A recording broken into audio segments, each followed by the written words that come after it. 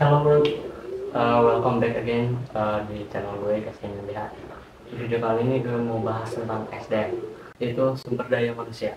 Nah jadi kenapa sih sekarang gue bahas tentang SDM atau sumber daya manusia?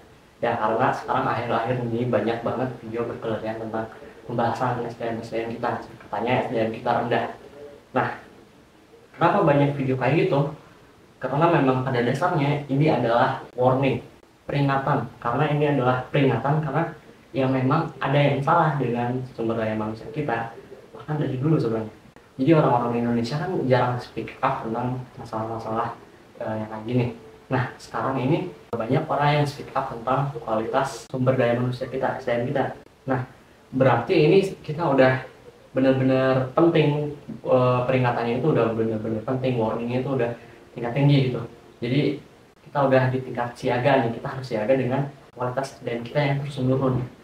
Nah, jadi mulai sekarang tuh banyak orang-orang sadar bahwasannya Indonesia itu krisis kualitas SDM yang bagus. Jadi saat ini adalah momentum yang pas untuk kita semua bisa berubah menjadi lebih baik karena orang-orang mulai pada sadar dengan kualitas SDM Indonesia yang memang menurun terus dan emang pada dasarnya udah turun. Jadi ketika orang-orang sudah pada sadar, jadi kita bisa saling bekerja sama untuk meningkatkan kualitas SDM kita bareng-bareng gitu. Karena kalau misalnya kita sendirian doang, ya susah. Tapi sekarang kita ada teman, jadi kita bisa bekerja sama untuk mencapai SDM yang lebih baik lagi. Jadi gue pengen ngajak kalian untuk juga aware tentang kualitas SDM di Indonesia. Jadi kita sama-sama bekerja sama untuk bisa menjadi orang yang lebih baik lagi. Gimana caranya? Ya kalian lakuin sesuatu yang sesuai bakat kalian gitu. Jadi kalian fokus di bakat kalian, jangan buang-buang waktu. Sekarang bukan waktunya buat buang-buang waktu, kalian harus fokus dengan tujuan kalian dan kalian harus capai itu. Jadi kita sama-sama kita sama-sama membangun kualitas sumber daya manusia yang bagus di bidangnya masing-masing tentunya. Jangan mengikuti orang-orang lain. Jadi kita harus menguasai bidang yang kita kuasai gitu. Terus emang yang salah dengan SDM kita itu apa aja? Nah, jadi sekarang gue membahas tentang apa yang salah dengan SDM kita, tapi ini cuma dari perspektif gue yang belum pakai data yang begitu lengkap, tapi ini yang gue tangkap dari keseluruhan yang terjadi di saat ini. Jadi yang pertama itu orang-orang sekarang di Indonesia itu berpikir tanpa berpikir. Orang-orang di Indonesia itu berkomentar tanpa berpikir logis.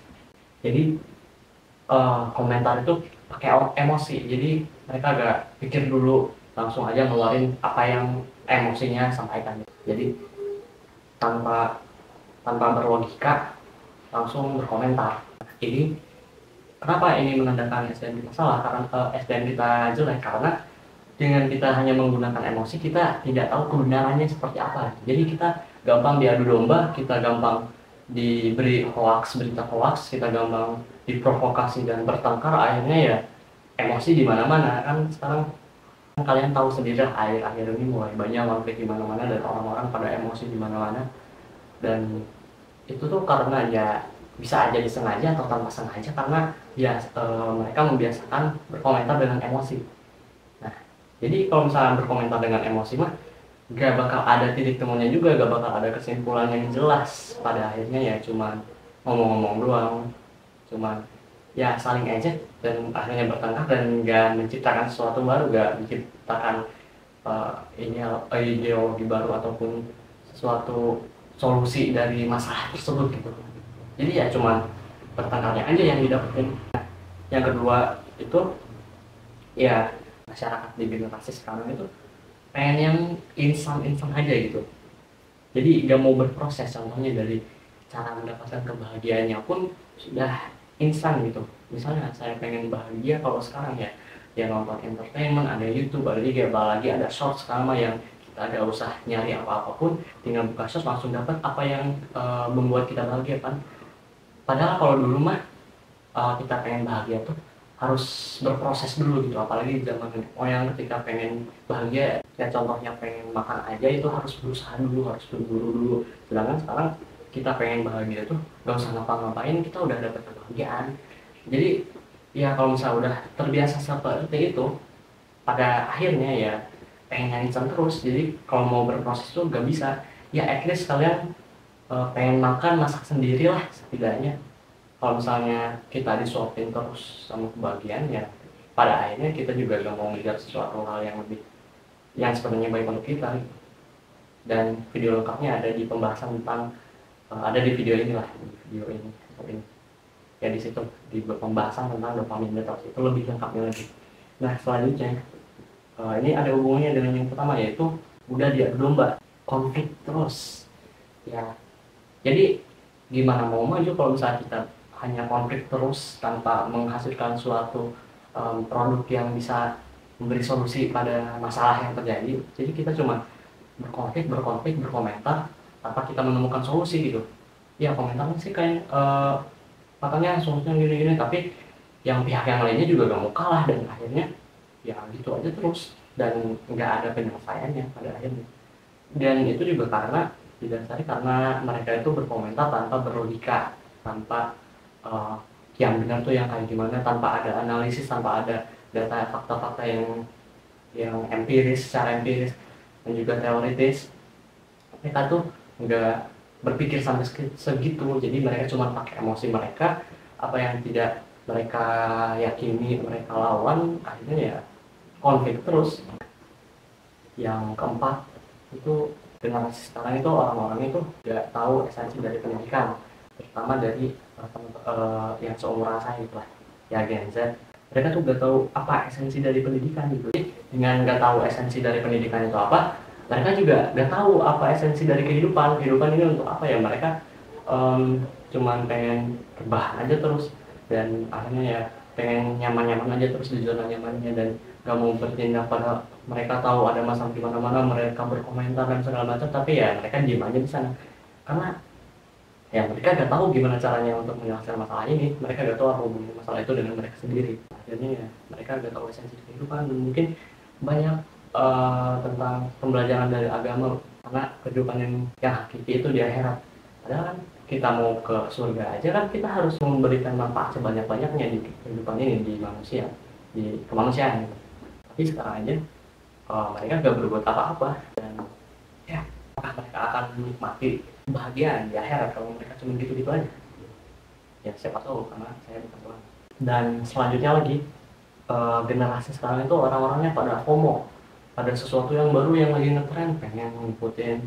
Jadi mereka gak punya pendirian apa yang mereka suka. Ya mereka sukanya itu ya yang apa tren suka gitu. Jadi kalau trennya lagi apa, mereka ngikutin arus aja terus tanpa mereka punya pendiriannya sendiri, yang pada akhirnya ya mereka tergantung kebahagiaannya pada tren tersebut gitu. Jadi kalau misalnya mereka tuh nggak tahu kalau misalnya tren itu baik atau buruk. Jadi ketika kita udah FOMO banget nih, dan kita nggak bisa membedakan mana tren yang baik, mana tren yang buruk, dan kita ikutin terus, ya maka kita lama-kelamaan akan terjerumus di tren yang buruk itu, dan akhirnya ya kacau lah nantinya. Dan selanjutnya ini mungkin ada hubungannya dengan FOMO ya, karena orang-orang kita itu sekarang mungkin dari dulu juga kayak gini, yaitu punya mental kawanan, di mana kita itu kalau misalnya sendiri itu kita gak bisa berdikari. Jadi kita pengennya ngikutin kelompoknya yang mana aja.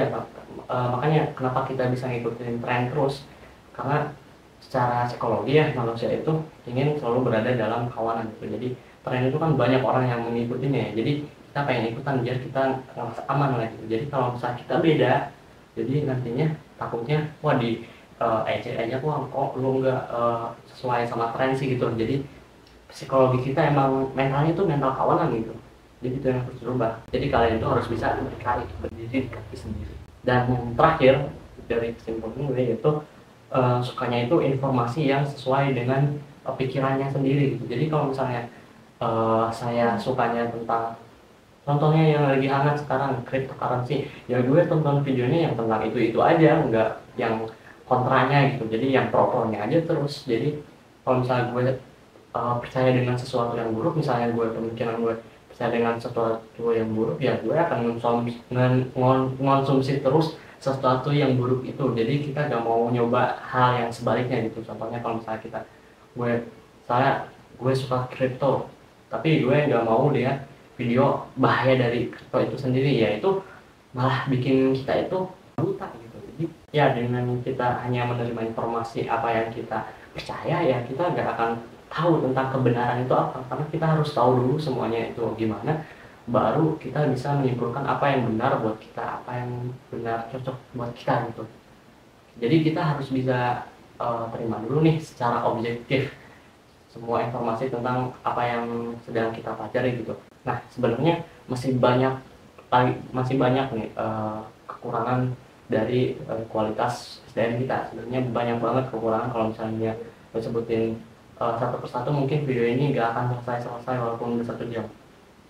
Jadi ini cuman bagian besar yang gue simpulin biar ya sebagai pengantar lah untuk kalian mempelajari tentang kualitas SDM di negara kita saat ini. Semoga kalian tertarik untuk bisa mengembangkan SDM kita, dimulai dari diri sendiri.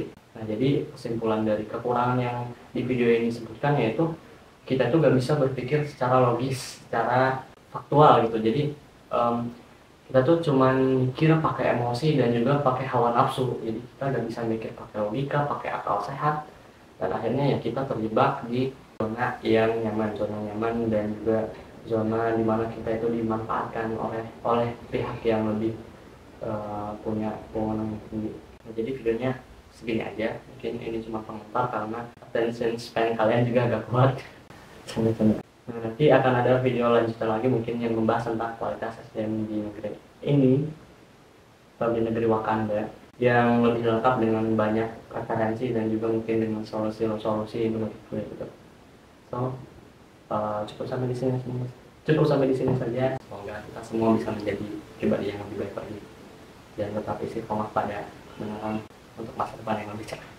See you next time di video selanjutnya.